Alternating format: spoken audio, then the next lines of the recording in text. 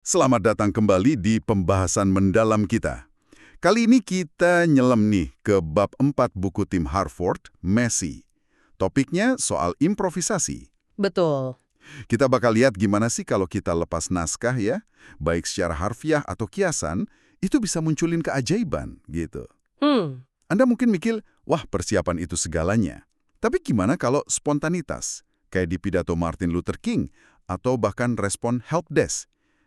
Itu justru lebih kuat. Nah iya, jadi misi kita kali ini mau bongkar kenapa improvisasi itu kadang efektif banget, kapan kita sebaiknya pakai, dan ya tentu aja risikonya gimana. Sumber kita buku Harvard ini isinya contoh-contoh yang wah menarik dan kadang bikin kaget. Oke, kita mulai dari kontrasnya dulu ya. Di satu sisi kan enak ya, aman gitu kalau pakai naskah. Ingat Martin Luther King waktu muda. Oh iya ya. Teliti banget, hafalin pidato, sampai menang kontes. Persiapan kelihatan krusial banget. Betul. Tapi di sisi lain, ada Gerald Ratner tuh, yang malah hancurin bisnisnya gara-gara lelucon. Padahal udah disiapin loh leluconnya. Nah itu dia. Atau politisi kayak Ed Miliband, kesandung gara-gara lupa naskah. Jadi persiapan matang itu selalu paling bagus gitu. Nggak selalu ternyata. Musik itu contoh kuat banget. Coba deh lihat album legendaris Miles Davis, Kind of Blue. Iya. Persiapannya minim banget. Sesi rekamannya itu wah spontan abis. Bahkan ada yang dianggap salah kan, suara simbal Jimmy Cobb katanya kekerasan. Oh iya, pernah dengar itu. Tapi malah dipertahankan. Dan itu jadi bagian ikonik banget. Quincy Jones bilang album itu masih kayak dibuat kemarin. Intinya, improvisasi di situ ngelahirin bahasa musik baru, bukan cuma lagu baru.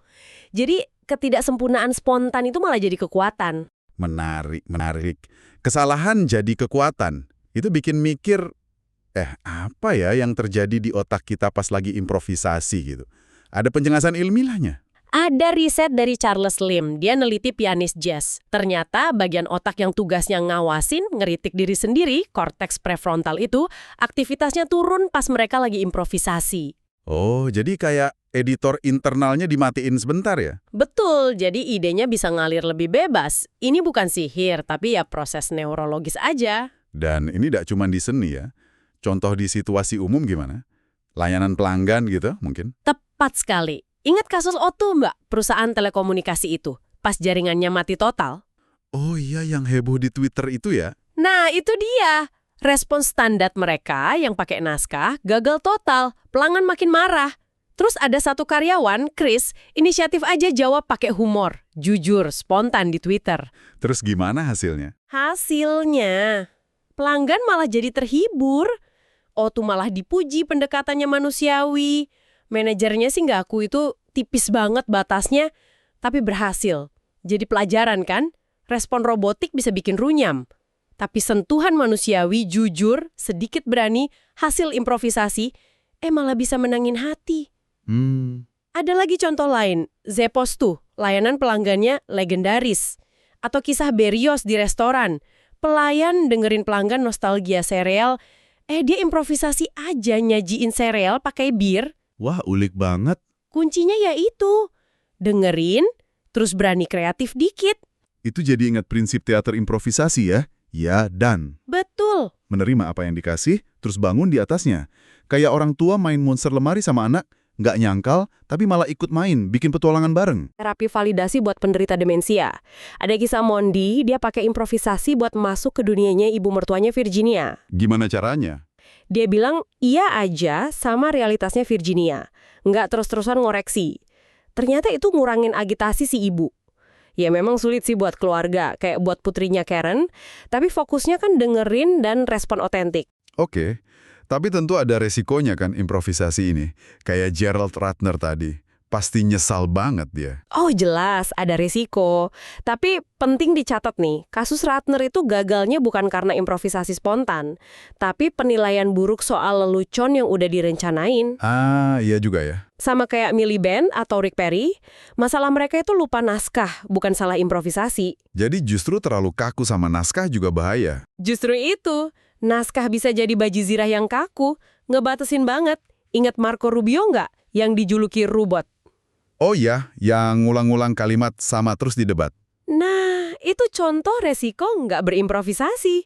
Melepas naskah, ya memang beresiko, tapi bisa kasih kecepatan, fleksibilitas, keaslian, dan kreativitas yang nggak kepikiran kalau pakai naskah. Dan ini ngebawa kita balik lagi ke Dr. King ya. Kisahnya itu benar-benar nunjukin perjalanan dari persiapan kaku ke kekuatan spontanitas. Banget. Pidato pertamanya di Montgomery Improvement Association tahun 1955 itu luar biasa. Dia kan takut banget waktu itu. Cuma punya waktu siapin diri beberapa menit, nggak ada naskah sama sekali. Terus? Hasilnya, pidato yang kuat banget, ngalir bebas, kayak duet sama audiensnya. Dia sendiri bilang, dia nemuin kebebasan dan ruang untuk mendengar respons audiens. Improvisasi karena kepepet, malah bikin koneksi dalam. Wow.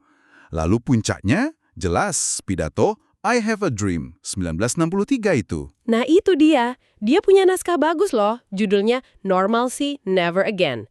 Tapi pas lagi pidato, Mahalia Jackson, penyanyi gospel di dekatnya, nyeletuk. Ceritain soal mimpi itu, Martin. Terus King nurutin. Dia ngelakuin hal luar biasa. Dia nyingkirin naskahnya. Bagian yang paling kita ingat, I Have a Dream itu hasil improvisasi total. Respon otentik dia ke momen itu dan seruan sahabatnya.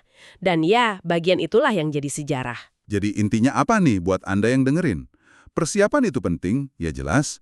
Tapi ada kalanya berani sedikit keluar jalur, berimprovisasi, itu bisa buka pintu ke kecepatan, keluasan, keaslian. Dan solusi kreatif yang nggak bakal muncul dari naskah kaku. Kuncinya ya di kemampuan dengerin, berani ambil risiko sedikit, sama rela lepasin kontrol penuh. Betul. Mungkin Anda bisa coba pikirkan deh, di bagian mana ya dalam hidup Anda, obrolan, kerjaan, rencana harian mungkin, sedikit ruang buat improvisasi atau kekacauan terkontrol itu, jangan-jangan malah bisa bawa hasil lebih baik. Dan ini pertanyaan terakhir buat Anda renungkan. Mungkinkah justru bagian hidup kita yang rasanya paling terstruktur, paling rapi, itu malah area yang paling butuh sedikit kekacauan dan spontanitas, supaya bisa benar-benar berkembang dan nemuin potensi barunya? Sesuatu buat direnungkan ya.